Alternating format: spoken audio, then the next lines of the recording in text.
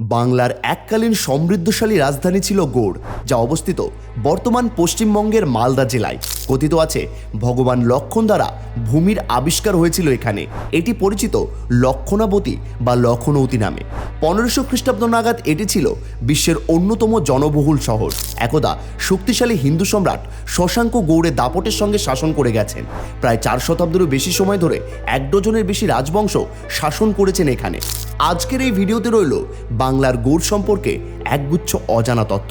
আসুন ইতিহাসের পথ হেঁটে ছুঁয়ে আসা যাক বাংলার ঐতিহ্যশালী অধ্যায়কে। প্রাচীন বাংলার এককালীন রাজধানী ছিল গৌড়, যা অধুনা ধ্বংসপ্রাপ্ত একটি নগর। এর অবস্থান বর্তমান ভারত বাংলাদেশ সীমান্তবর্তী অঞ্চলে। গৌড় পরিচিত লক্ষণাবতী বা লখনৌতি নামে।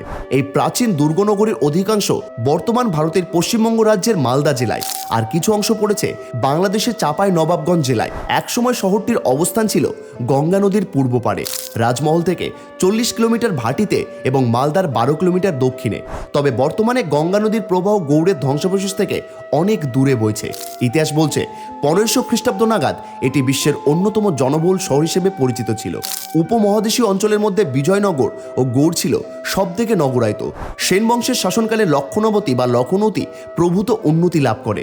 এই লক্ষণাবতী নগরের নামকরণ হয় সেন রাজবংশের লক্ষণ সেনের নাম অনুসারে। সেন সাম্রাজ্যের গোড়াপত্তনের আগে এই গৌড় অঞ্চলটি ছিল পাল সাম্রাজ্যের অধীনে।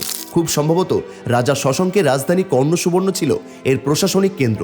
মানচিত্রের বিচারে বলা যায় পশ্চিমবঙ্গের মালদা শহর থেকে 10 কিলোমিটার দক্ষিণে অবস্থিত প্রাচীন বাংলার রাজধানী গৌড় ও পান্ডুয়া। 8ম থেকে দ্বাদশ শতাব্দীতে বৌদ্ধযুগে পাল বংশের রাজাদের সময় থেকে বাংলার রাজধানী ছিল গৌড়। পরে 1198 খ্রিস্টাব্দে মুসলমান শাসকেরা গৌড় অধিকার করে, কিন্তু তারপরেও গৌড়ে রয়ে যায় বাংলার রাজধানী। আলাউদ্দিন আলী শাহের শাসনকালে 1350 খ্রিস্টাব্দ থেকে বাংলার রাজধানী কিছুদিনের জন্য স্থানান্তরিত হয় পান্ডুয়াতে। তবে 1453 খ্রিস্টাব্দ নাগাদ আবার রাজধানী ফিরে আসে গৌড়ে। তখন থেকে গৌড়ের নামকরণ করা হয় জান্নাতাবাদ। দ্বাদশ থেকে ষোড়শ শতাব্দীর মধ্যে এই বাংলার রাজধানী হিসেবে বিরাজমান ছিল গৌড়। প্রায় 4 শতাব্দীরও বেশি সময় ধরে 1 ডজনের বেশি রাজবংশ শাসন করে গেছেন। একসময় গৌড়ে ছিল শক্তিশালী হিন্দু রাজা শশাঙ্কের অধীনস্থ। 8ম থেকে একাদশ শতাব্দী পর্যন্ত বাংলায় বৌদ্ধ পাল রাজবংশ শাসন করে। খিলজি বংশ, মামলুক সালতানাত, বলবান রাজবংশ এবং তুগলক সালতানাতের রাজধানীর শহর হিসেবে বর্তমান ছিল গৌড়। কথিত আছে প্রাচীন ভগবান লক্ষণ দ্বারা ভূমির আবিষ্কার হয়েছিল এখানে। এই শহরটির উল্লেখ রয়েছে প্রায় 500 খ্রিস্টপূর্বাব্দের পুরাণ গ্রন্থগুলিতে। সেই সময় গৌড় মৌর্য বংশের অধীনে ছিল।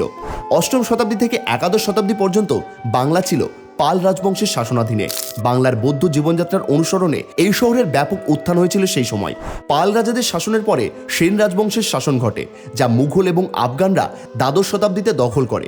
গৌড়ের অন্যতম শ্রেষ্ঠ স্থাপত্যগুলির মধ্যে বিশেষভাবে উল্লেখযোগ্য হল বড়সোনা মসজিদ বা বারোদুয়ারি। গৌড়ের স্থাপত্য কীর্তিগুলির মধ্যে সব থেকে বড়। এর উচ্চতা 20 ফুট, দৈর্ঘ্য 168 ফুট এবং প্রস্থ 76 ফুট।